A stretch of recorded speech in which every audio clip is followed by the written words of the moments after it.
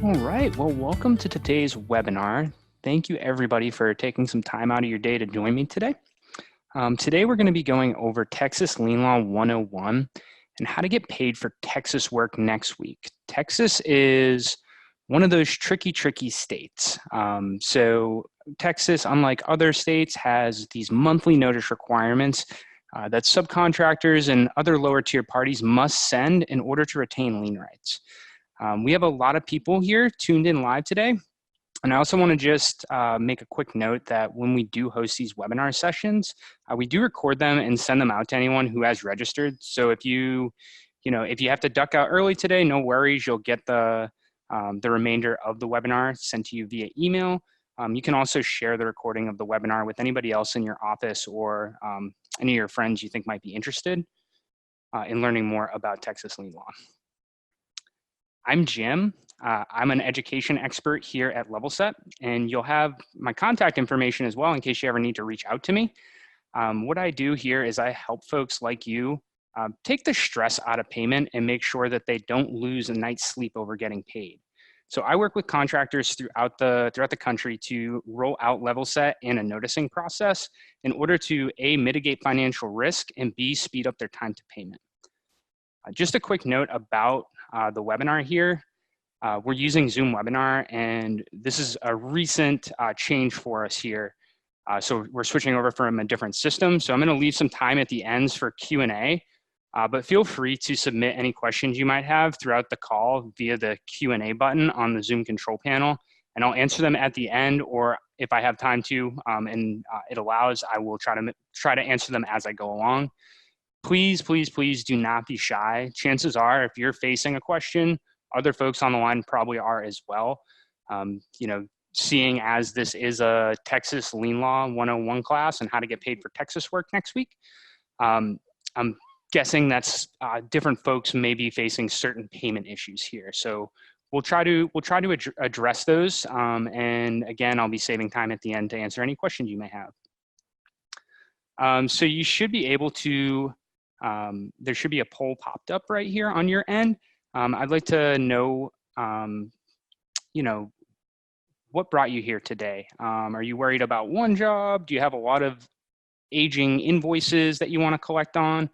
Or are you looking just for general information on Texas lien law?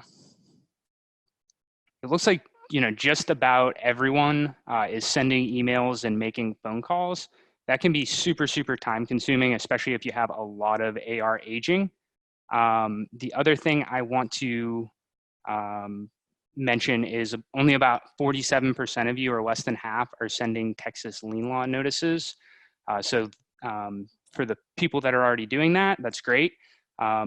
These can be very effective in terms of prompting payment and securing lien rights. So for the 41% of folks that are filing liens, in most cases, folks need to send those Texas monthly notices prior to being able to file a lien. And also sending these notices is much cheaper than engaging a collections agency or hiring attorneys, which is what about 35% of y'all are currently doing. So I'd like to know also, it'll help me gauge exactly what type of notices y'all will need to be sending. I want to know what your typical role on a construction project is.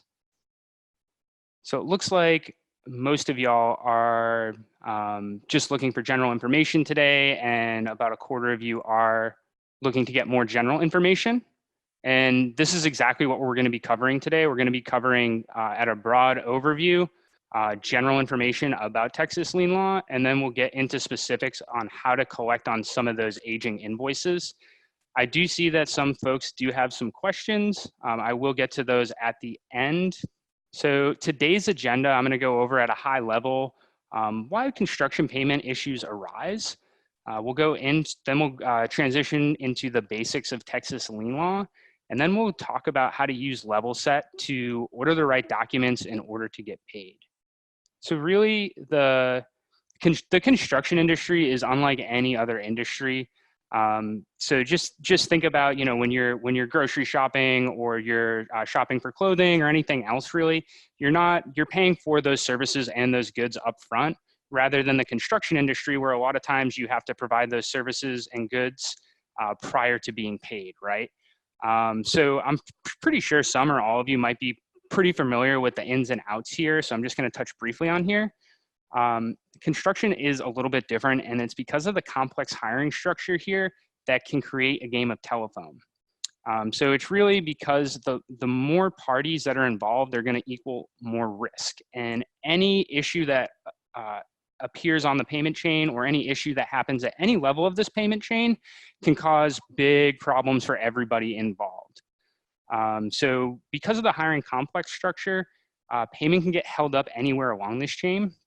And as the project progresses, you may not be getting paid quickly if you're waiting on someone else to pay you, like if you have a pay when paid clause, or to pay your customer and then your customer to pay you. Many parties on the job are not interacting directly with the people controlling the payment, like the property owner and the GC. Most folks are, dealing with at least a GC or a sub tier. So even on simple projects, though, I'd like to touch on this. Even if you're working directly with the property owner, for instance, maybe you're a restoration company or you're a general contractor, even in these cases, the payment can still be slow and stressful. And that is also because, you may be waiting on a third party like an insurance company or a lender to finance the job. So you're waiting for other folks to release money. You also may have put in money up front, and now you're waiting on someone else who may not care very much about whether you're paid quickly or not. And the people that are the ones controlling payment, you're waiting on them to process your check. So that's where really the risk comes in. It's not their money that they're really worried about, it's your money.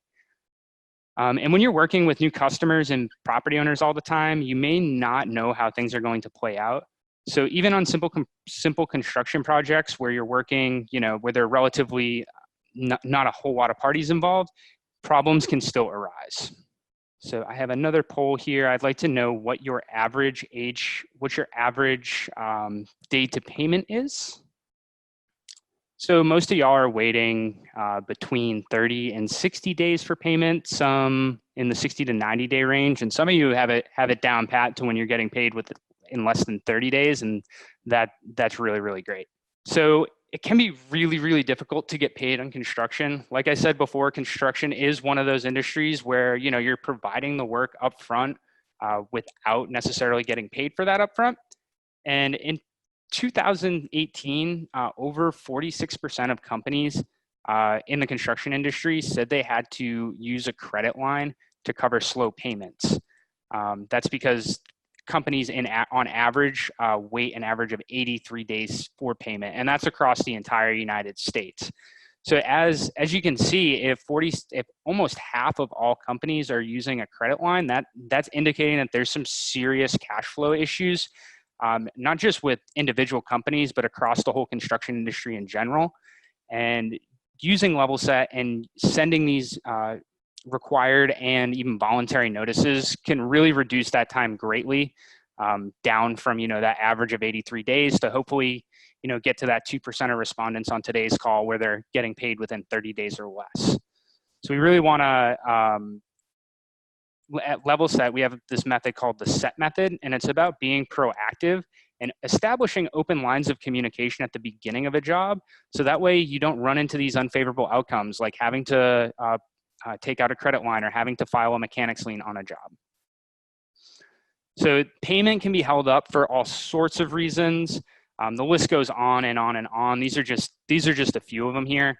Everybody here has probably dealt with either slow pay because of a pay when paid clause or a dispute up the payment chain, or maybe somebody had a dispute on workmanship from someone else that wasn't involved with your company. There's many, many reasons why they can be held up. And I already asked this poll, so we're just gonna keep on hammering through this. So these numbers are pretty staggering right here. So this is an average. So the average profit margin in the construction industry in general is right around 6.2%. So if you have a 6% profit margin, you'll need an additional $417,000 of revenue to make up for $25K in bad debt. So really, if you're missing out on $25,000 in $25,000 on a job, and you are one of those firms or companies that operates around 6%, that's gonna be a large amount of jobs that you're gonna need to complete in order to make up for that lost revenue. So this is why so many construction businesses go under. Construction businesses and restaurants are really, really similar in the fact that a lot of them fail within the first 3 years. So it's really important, if you are one of those small businesses and you're thinking that you need to, take out lines of credit, that you might want to think about being a little bit more proactive with your noticing policy. So today we're going to go over, just right now, we're going to jump right into the basics of Texas lien law. Texas is unlike other states.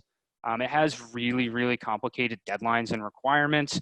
And these deadlines and requirements are very, very specific to the project type, your role on the job, and your customer's role on the job. So for instance, most states require a document called a preliminary notice be sent at the beginning of a job in order to secure lien rights. Texas requires these recurring monthly notices based on your role and the project type and the role of your customer in order to retain lien rights. And really, these are notices of non-payment. Some people call them notices of intent. They go out in the second and third month. So Texas, the first step, though, is sending a preliminary notice before the monthly notice. And really what this preliminary notice does, what our customers who have adopted this method have found, is they were sending between 30 and 60 monthly notices a month until they started sending prelims, or they're also known as notices of contractual retainage, or requests for information. These can be sent at the start of the job and can really, really help you reduce the amount of monthly notices and speed up your time to payment. At Levelset, because of the complexity of preliminary notices in Texas, we combine them all into one deadline and one mailed notice. The most critical is the 15th day of the second month after labor and/or materials are first delivered. But it's best practice to send these right away, as you'll get more coverage. Really, if you're fabricating specialty materials, that's going to be a really, really important document for you in the state of Texas. But in general, even if it's not a required document for you, it's still a really great way to ensure that everybody is on the same page, and you're opening up friendly lines of communication to other parties that are on the job that have an interest in keeping the job lien free. This is a quick example of the statutory required language on the preliminary notices that we send for our Texas customers. We also, this is the cover page. So we design these to be informative and friendly in tone, so that way, there's not as much negative feedback from document recipients when they receive these. So it's always a good idea, if you're going to roll out a noticing process, to let folks know, or if you're working with somebody new for the first time, just let them know, give them a heads up that they will be receiving one of these documents, and it is our standard policy, and it is required by Texas law, and we just want to really keep the whole job transparent. That helps, helping explain it to the customer in those terms is a really good way to manage that customer relationship and avoid any type of confusion. So step 2 in Texas is going to be sending monthly notices. So monthly notices, the way the statute's written is these are required to be sent for any month in which work was performed and unpaid. These notices go by a ton of different names. Some folks call them fund trapping notices. Other people call them first and second notices, or second and third month notices. Some people call them notices of intent, which are a little bit of a misnomer, because a notice of intent in Texas is actually considered a voluntary document, and it doesn't meet the statutory requirements for the first and second notices. The reason why some folks call these fund trapping notices is because These notices not only work to secure subcontractor lien rights in the state of Texas, the ability to later file a mechanics lien, but it also allows the property owner or any type of party financing the job to withhold that amount of money from the GC until that payment dispute is resolved. So these are typically sent between 2 and 3 months after you furnish labor and or materials and were unpaid.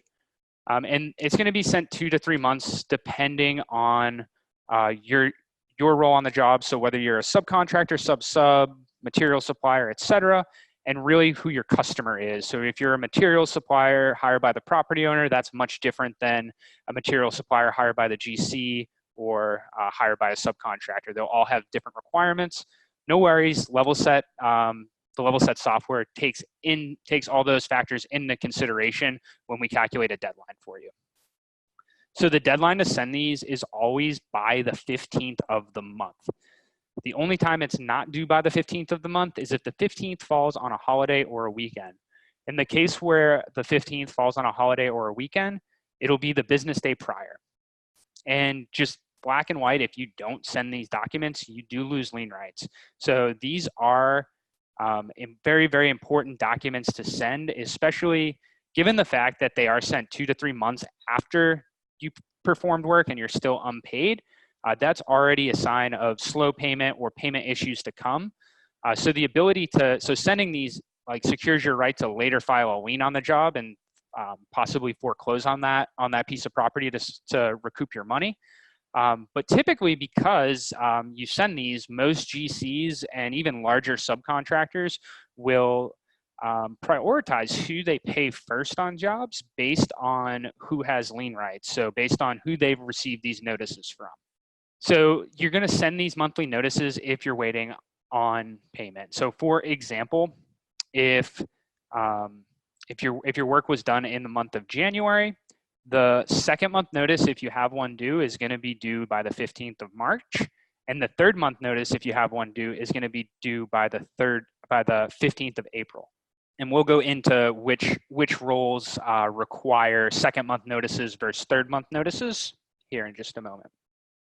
So these are, like I said before, we have 2 types of private jobs, residential and commercial, and then we have state county over here.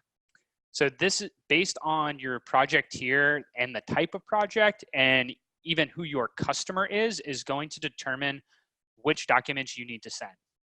So if you're on a residential job and you're hired directly by the property owner, you're a GC or prime contractor, there's no notice required on any of these jobs. If you're a first tier subcontractor, meaning you were hired directly by the GC, on residential projects, you have to send a second month notice certified to both the owner and the general contractor. And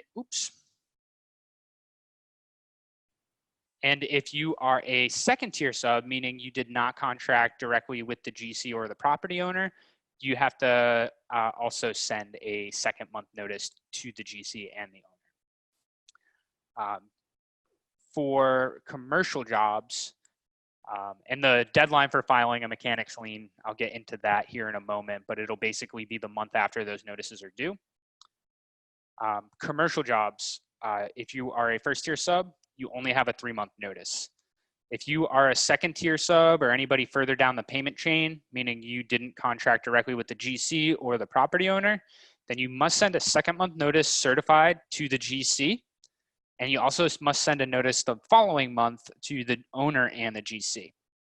This is going to be the commercial jobs are going to, public jobs are going to follow the same requirements as commercial jobs. So if you're still unpaid for the month of September or October, you may have a deadline coming up. So if you have a third month, if we back up a second, if you are in this category right here, first tier subcontractors, you're going to have your third month notice due next Friday, the 13th. If you have a second month notice due at all, so any one of those categories where that may apply, your second month notice will be due on 12/13, and the third month notice will be due on 1/15. These are going to be due next Friday.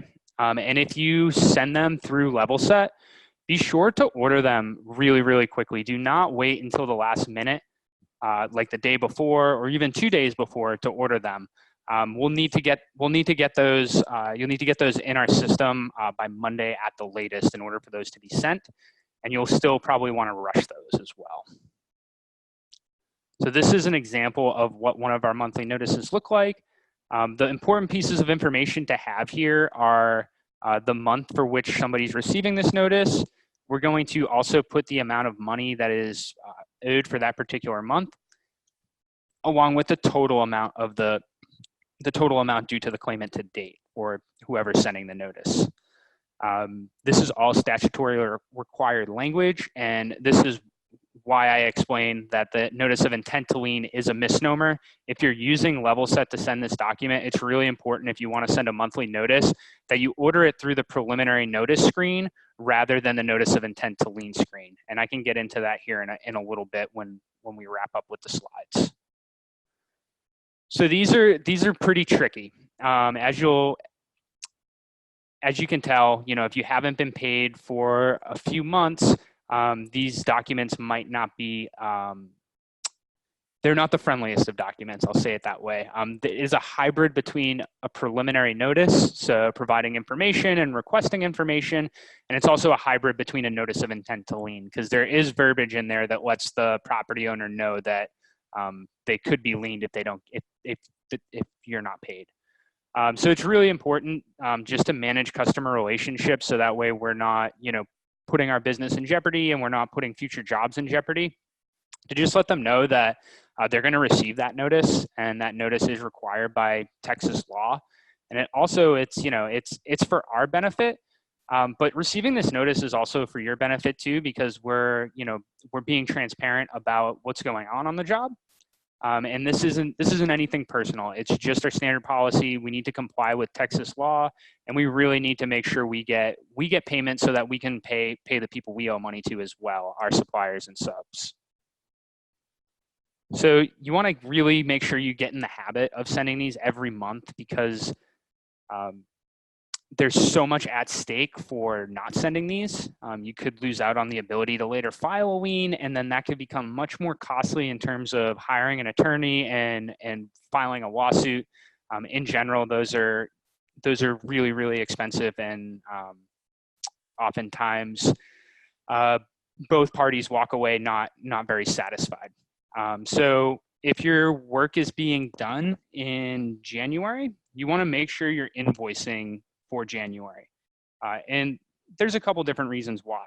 Invoicing in general in the month that the job occurred is just good practice, because you're going to be submitting things every single month and making sure you're getting paid on a regular schedule, making sure the cash flow in your business is consistent.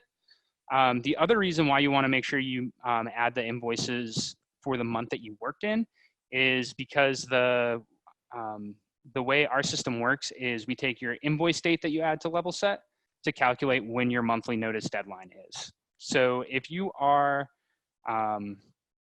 if this is another graphic that'll show you, that breaks down the second month and third month requirement based on when work was done here. So this just highlights the, in order to really be fully protected, this needs to be like a routine, and this has to be systematic in order for it to be effective. So last resort documents are what we call mechanic liens and bond claims. So in general, liens are due by the 4th calendar month after the last day of the last month in which labor was performed or materials were furnished. And that deadline gets shortened to the 3rd month if the job is residential. Bond claims are due within 90 days from final completion of the job. And those are generally going to be claims where it was a state-funded project or a state-owned job. So you'll see here, if your last month was, any of these 3 right here, if you are residential, non-residential, or state lien. This highlights when you need to actually send those documents by. And they need to be filed by that date. So again, if you're using Levelset, please keep that in mind in terms of our processing time. Our standard processing time is 2 to 5 business days, and that refers to the amount of time it takes our software to generate the document, our research team to research it, and then for us to mail it out. We have no control over how long it takes the county to record these documents, although most counties in Texas do allow us to electronically record, which shortens the amount of time most folks have to wait. So we'll go into how to use Levelset to order the right documents and get paid. So this is the job I created in one of my test accounts here. Oops.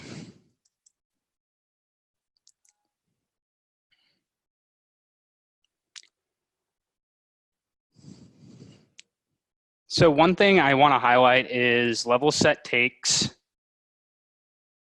the state that the job took place in, your role, your customer's role, and the job type to let you know which documents you need to send.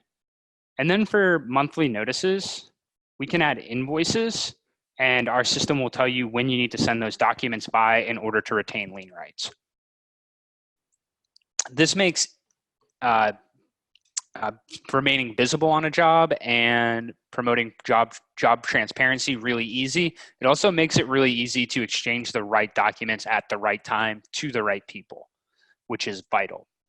Now, I just want to really quickly, before I go into this, I just want to show you what happens when I change this to 70119, which is a zip code in New Orleans. So as you'll notice, the deadline's changed. So we're taking that into account, all of those factors right there to let you know what particular documents need to be sent. And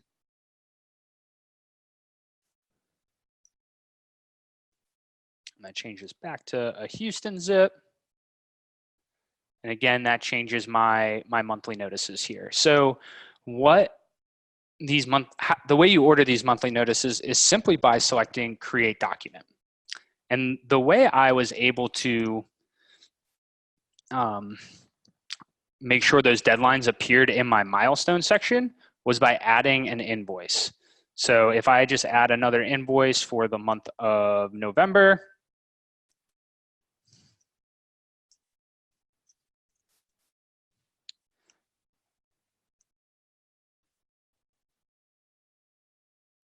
I do see some folks have some really great questions, and I will get to those at the end. We're almost there here, so just another couple minutes, folks. So a non-residential monthly notice is going to be due, and if I select Learn More, it'll let me know that this is based on the invoice for those particular months. And this is my most pressing deadline, whereas if I scroll down, I'll see, okay, for September invoices, I have this particular notice due in 8 days. For October invoices, I have that same notice that's going to be due in 41 days. And for the November invoice I just added, that particular notice is going to be due in 71 days. So if I mark any of those as paid, it should dismiss those deadlines for me. And it's really important that if you're using Levelset to send these notices, that you do mark your invoices as paid so there's no confusion about any type of upcoming deadline, and your customers don't receive a monthly notice for a bill that they already paid. So again, I'm just going to add one of these as mark that guy as paid here, unpaid. And I'll show you how easy it is to quickly order one of these documents. So I just select Create Document. All the invoice information already pulled over. I select Next. This is the preview, again, of what the document looks like. It's the same document that we looked at a few moments ago. If you are a subscriber, most subscribers do have access to property owner research. So we'll click I don't have that information. If you're not a subscriber, you can always enter that information in right there as well.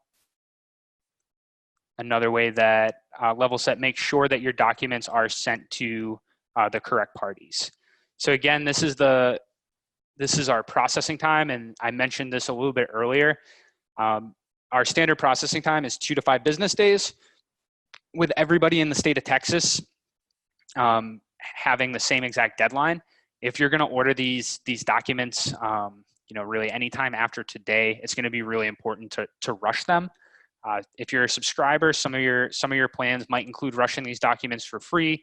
Most folks do have to pay an additional fee in order to get that bumped up in the research queue and processing queue for us.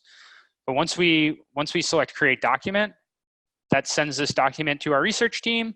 We'll process it and send it out as soon as we can. And I am just going to cancel this order, so that way nothing gets sent out that shouldn't be. I'm just going to jump back into a few more slides before we wrap up for today. So you can use Levelset to take all that off your plate. If you're sending tons of different notices, it's going to be really, really difficult to track that on a spreadsheet or track that manually. It's really simple, as you saw, to just add a job and to add an invoice to make sure that you're meeting those specific deadlines and you're tracking those deadlines. We take the mailing right out of your hands too. If you're currently in the habit of sending monthly notices and you're not using us, that means you're probably rushing down to the post office on notice day last minute to get those in the mail. We also you're also able to simply download reports to kind of get a macro view of all your jobs and to evaluate your current noticing process and also to evaluate your customer relationships. And if you really want to take it all off your plate, we do offer automation for Texas monthly notice control. And we also offer data importing for projects and invoices. So that way you don't have to manually enter anything into Levelset, and you just send us a file and the account basically runs in the background. So the monthly notice control add-on, what it does is it takes any job that you have an upcoming monthly notice due for, and it places it in a list. It'll get researched, and it'll basically sit in that list until 10 a.m. on notice day. So you have until 10 a.m. on notice day to pull that from your list and cancel it. At that time, we send them out right from there. So this allows you to not only manage all your deadlines really easily, but it also allows you a lot of control over which documents go out. Whereas, if you don't have monthly notice control, we're just processing the monthly notice as a standard document. This add-on allows you to manage the mailing as well. So you can cancel it anytime up till 10 a.m. on notice day. We also have other ways besides custom spreadsheet imports to integrate project and invoice information. We have integrations with QuickBooks Online, QuickBooks Desktop. We also allow customers to do it themselves imports, and anybody can also work with us in order to build a custom import. So I just want to go over one more time. We have second month notices for unpaid October invoices and third month notices for unpaid September invoices. Liens may be due for August and September invoices right now. Order your documents as soon as possible. Don't wait until the 15th or the day before to order, and make sure if you're ordering them next week that you select rush. Even if you select rush on Wednesday, that doesn't guarantee that the document will be sent out by Friday morning. Really, the last minute to guarantee that it goes out on Friday is by ordering it rushed on Tuesday, and just making sure you check in to make sure there's no any unresolved research notifications that could be holding that document up in processing. I have a bunch of recommended resources that we use here. We have our Texas ebook.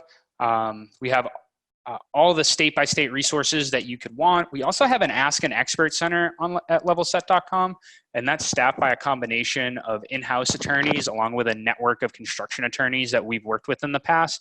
And they're here to provide our customers and anybody really using the Levelset site with quality legal information. They'll be able to answer any legal question you have in about 2 to 3 business days. Just keep in mind that we are a software company and not a law firm, so we're unable to advise you on what specifically to do, but we can provide you with different options and enough information for you to make a high quality decision, along with additional resources that we think you may find helpful. This is where you'll find the Ask an Expert Center, and you can always chat into our support team. They're experts with our state-by-state resources. They know the product in and out like the back of their hands. They can be reached either via in-app chat or via email right there. So I will pop in here, and I'm going to look at a couple of questions we have here. I got a question from John. Are apartment complexes residential or commercial? It's a really, really good question. And that could depend on the amount of units in there, but in general, most apartment complexes would be considered commercial. Residential would generally be any type of residence that has 4 units or less. And John asked, do you have to file separate liens for each month on a job? And no, you do not have to file separate liens for each month on a job. The lien deadline is going to be based off of your last furnishing date. So the last day that somebody supplied materials or labor to a construction job. It'll be for residential jobs, it'll be 3 months after that date or 4 months after that date for commercial jobs. What is required for each month is sending a monthly notice that work was performed in that particular month and went unpaid. Really, really great questions. We have a question from Jim. Can you go into a bit more detail on what constitutes completion of work from a liens right perspective? Specifically, in some cases, there can be discrepancies where either the work is not allowed to be completed, or as the contractor, we have completed everything per the contractor, but the homeowner or GC is not confirming that all work is complete. How can lien rights be retained, or how does that affect the notice requirements? So that's a really, really great question, and I would encourage you to seek out a little bit more information on our Ask an Expert Center. But in general, lien rights, retaining lien rights in the state of Texas for anybody who is not contracting directly with the property owner, they must send those monthly notices on a recurring basis in order to retain lien rights. The dispute about whether or not the work is complete generally doesn't impact whether or not a party needs to send a notice to protect their lien rights. If work is performed and unpaid, it is a requirement to secure lien rights to send those notices. So I have another question here from Megan. Currently, we are not creating invoices in our account, but have the invoices in our QuickBooks. Should we be entering those invoices into Levelset as well? How would we know which ones to enter? And if not all customers have been paid at sending in payment? Okay, no, those are some really, really great questions, Megan. I'm glad you asked that. So if you are a Levelset and a QuickBooks user, we do offer, depending on the type of subscription you have, we do offer integrations between the two softwares. So basically any job that you entered into QuickBooks would be pulled into Levelset, and anytime you add an invoice or mark an invoice as paid, that should be updated within your Levelset account. And it's a really easy way to keep track of not only your accounting, but also lien rights just with one platform. You'd be doing the majority of your work in QuickBooks when you do the Levelset integration in terms of marking invoices as paid and adding new invoices, but you'd be popping into Levelset just to order documents and just verifying that you wanted those documents to go out. Those were really, really great questions. We have another one here from another Megan. What if we invoice for work done in November, but the GC comes back and asks us to revise the invoice to include with the month's prior billing? Would our rights still be the same, or does that mess with our rights? That's a really, really good question, Megan. So the way Texas statute works just in general is each month that work is performed and not paid in full for, if money is owed for that particular month, in order to secure lien rights for that particular amount of money owed for that month, monthly notices must be sent. Whether or not, people are asking you to do funky things with your invoices, that's typically outside of what, Texas statute would really be looking at. But I would consider asking our Ask an Expert Center for a little bit more information about how those contract terms or how messing with an invoice like that may impact lien rights or make it more confusing. But in general, each month work is performed and unpaid requires its own monthly notice.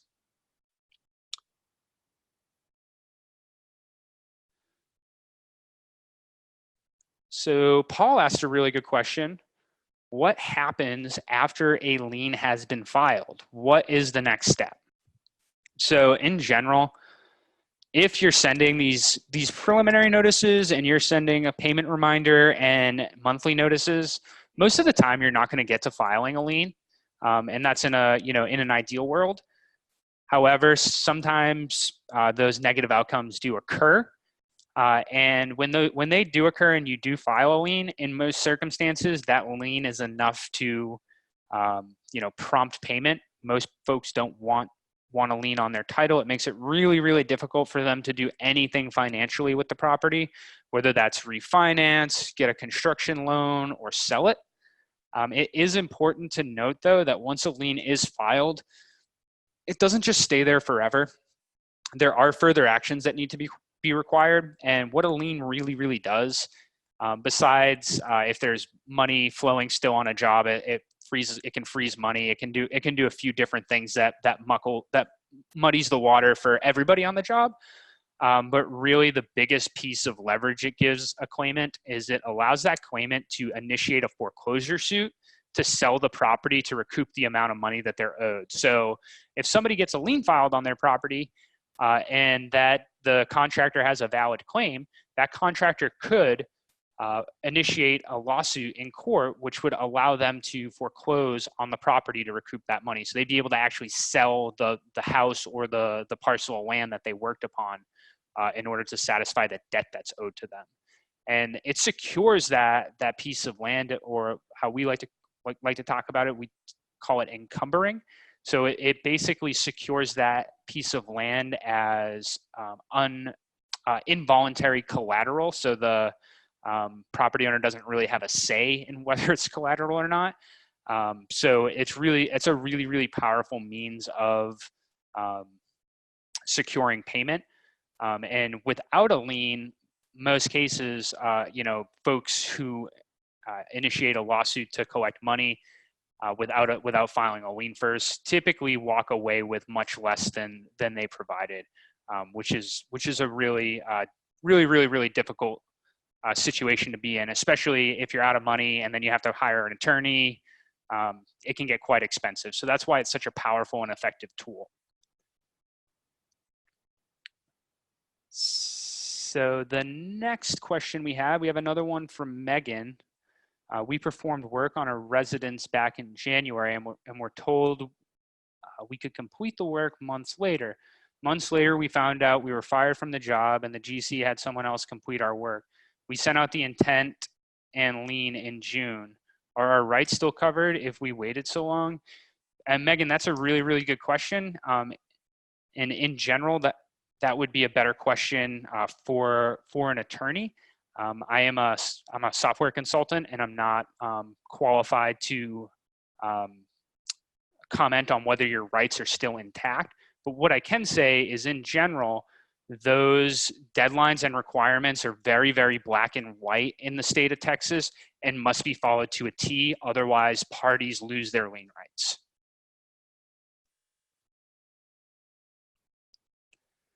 We have another one here from Steve McCune. We have two from Steve, it looks like. What is the significance of an owner filing an affidavit of completion when the owner feels the project is substantially complete? That can do a couple different things, Steve. It can mitigate the owner's financial risk in terms of anybody who is filing a lien on the job. So it can help the owner in most cases, and it also alerts other parties on the job as well. If the entire job is complete, it's time to start collecting retainage, folks. And we also have another question from Steve here. Do monthly notices have to be sent by certified mail? And the answer is yes. They must be sent by certified mail. And the nice thing about sending them by certified mail is that you can track where they are within the USPS system. And that's another service that we offer. Any document that we send out via certified mail, we will upload the tracking information into your Levelset account, attach that to the document so that you can see the progress that document is making from the time it leaves our hands till the time it gets to the recipient.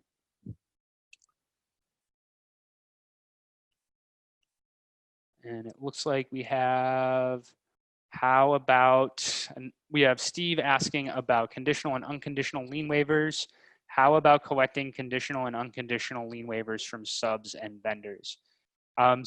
So collecting those lien waivers are really, really important in terms of making sure everybody on the job is getting paid. And a lot of times if there's a financing company or a surety company involved, and even some larger GCs will require that folks collect those documents from their subs because they don't want any surprises on the job. So they can be helpful, and in general, we don't consider it best practice to request or send unconditional lien waivers until payment has been received. Conditional lien waivers can be really effective. Excuse me. Conditional lien waivers can be really, really effective in helping prompt payment and moving things along a little bit quicker. You're basically giving somebody a piece of paper that says, hey, once I receive payment, my lien rights are waived. It's a really good question. Should lien waivers be for the amount paid or the amount invoiced with retainage taken into consideration? So that's a really good question. That's going to depend on the type of lien waiver that you're using. Most lien waivers will, especially conditional lien waivers, will list the amount of money to be paid. Some folks will list exceptions. So they'll list like, this does not include retainage, but most of the time, at least our forms have language on them that let people know that this amount doesn't include retainage. I believe I had one other question here.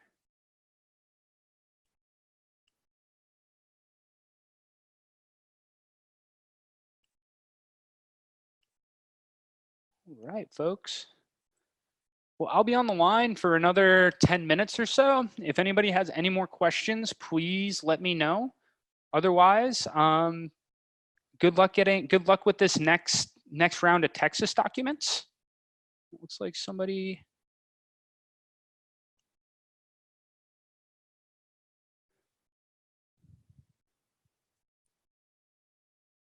All right, it looks like Bryce had a question inside the chat. Sorry, I did not see that. I was in the Q&A panel. What is the customer's role if they are leasing the commercial oil/gas property? In most cases, if somebody is leasing a parcel of land or a unit in a building, they typically be considered the tenant. Can you review deadline for notices for government projects such as hospital? Is the notice still due the 15th, 3 months after? It's a really, really good, that's a really, really good question, and I can go back on that here for you. Leave Texas monthly notices. There we go. This is right for you. This is for you, Mary. One moment. Let me slide this out of my view here and get rid of this panel. So these are your notice requirements for public jobs. So Mary, if you're a first tier sub, meaning you contracted directly with the general contractor, 3rd month notices are required to be sent to the,